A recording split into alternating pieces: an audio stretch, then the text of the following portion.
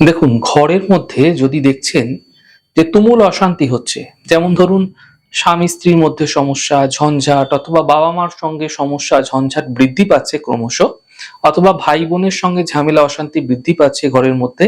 মানে কি হচ্ছে, বাড়ির মধ্যে একটা ভীষণ অশান্ত পরিবেশ তৈরি হয়ে গেছে। শুধু তাই নয়, তাছাড়া বাইরের লোক এসেও বাড়িতে অশান্তি করছে, পরিবারের মধ্যে জ্ঞাতিদের মধ্যে কেউ অশান্তি করেই যাচ্ছে।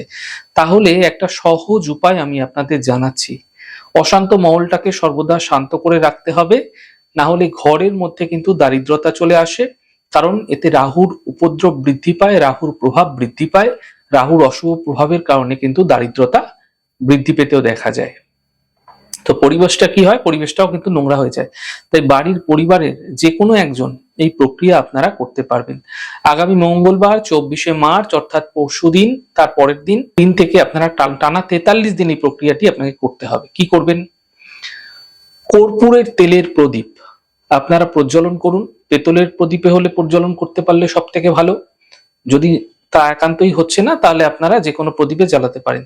এবং একটি তেজপাতার মধ্যে আপনার পরিবারের যে ঝঞ্ঝাট সমস্যা হচ্ছে সেখান থেকে যেন মুক্তি পাওয়া যায়, সেই কথা সাধারণ লাল কালির কলম দ্বারা, সাধারণ যে লাল কালি আছে সেই লাল কালির কলম দ্বারা তেজপাতার মধ্যে লিখে সেই তেজপাতাটিকে সেই প্রদীপের শিখার আগুনে জ্বালিয়ে দিন।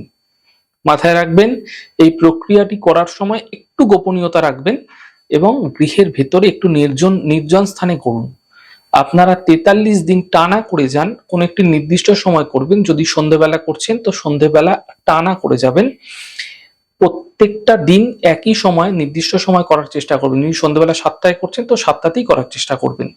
চমৎকার ভাবে আপনাদের গৃহে যে ঝঞ্ঝাট সমস্যা ক্রমাগত লেগেছিল তা নিমেষের মধ্যে দূর হয়ে যেতে দেখতে পাবেন। মাথায় রাখবেন, এই প্রক্রিয়া মঙ্গলবার 24শে মার্চ থেকে কিন্তু শুরু করবেন। ঈশ্বরের উপর আস্থা, বিশ্বাস, ভরসা রেখে ধৈর্য সহকারে করুন। অবশ্যই সুফল মিলতে দেখতে পাবেন।